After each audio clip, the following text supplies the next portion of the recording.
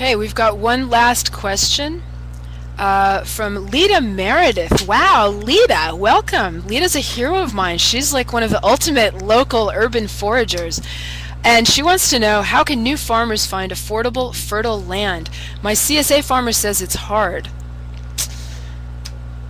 Josh, you might have an answer for that.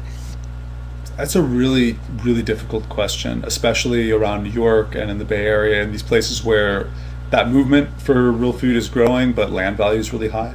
One thing that I think is really interesting is that there's all of this land that's marginal that we don't look at as agricultural land in the suburbs, sometimes right in the city, where you can grow a lot of beautiful food.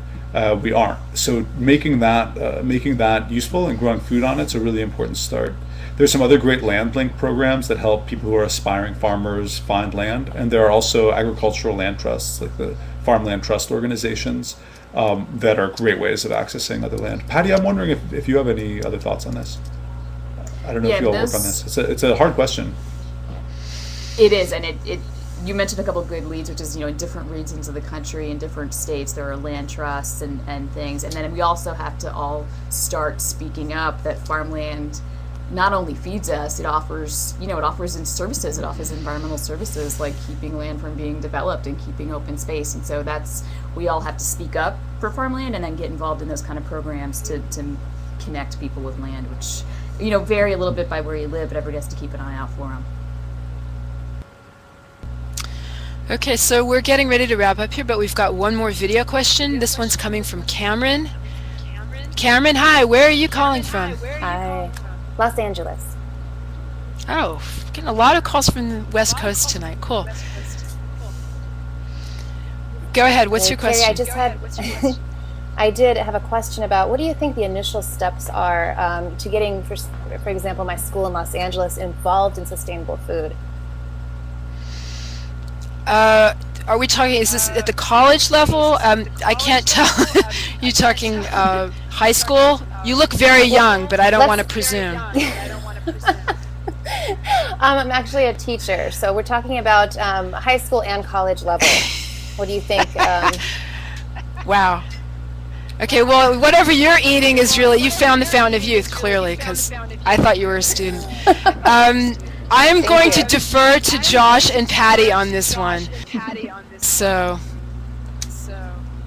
Patty, do you want to start it off? Okay, I can go first.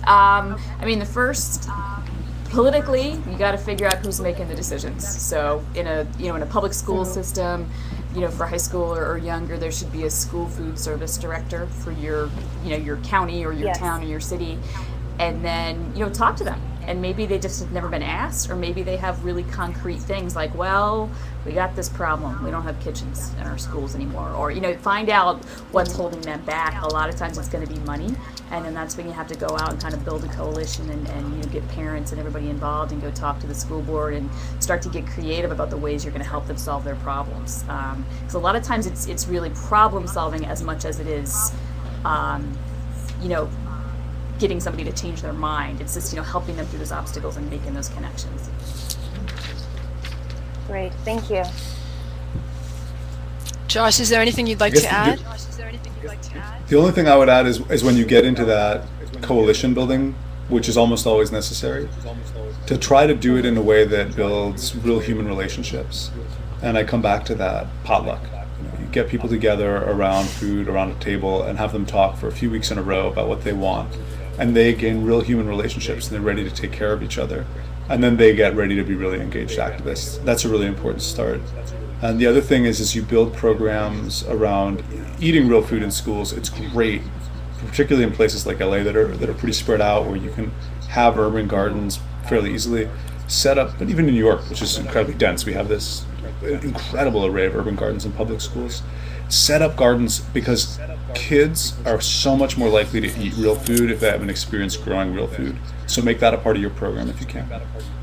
And that about wraps it up for tonight. I want to remind everyone that tomorrow night is going to be Energy with Jillian Caldwell from One Sky, and Colin will be back. And I want to thank Patty Lavera from Food and Water Watch and Josh Vertel from Slow Food USA. You guys were fantastic. Thank you so much for taking the time to talk with us and answer everybody's questions. Did a great job. And that's it for this evening. So thanks to everyone.